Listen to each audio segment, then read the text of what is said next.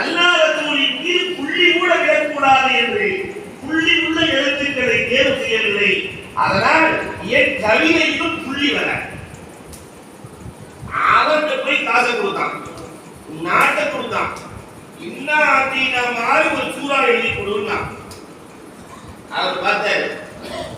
6 மாசம் அவகாசம் கடைசியில் எழுதுற அந்த சூறா அப்படியே எழுதிட்டு பின்குறிப்பு கொடுத்தார்.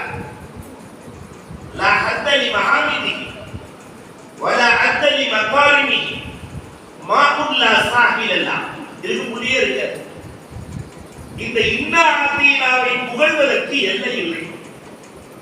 வலா ஹத்தலி மகாரிமி, அதில் இருக்கிற நற்குணங்களை நற்கருத்துக்களை எண்ணி முடிக்க முடியவில்லை. இது கரையில்லா கடல். மாகுல்லா சாஹிலல்லா, இதோடு என்னால் போட்டி போட முடியாது என்றார்.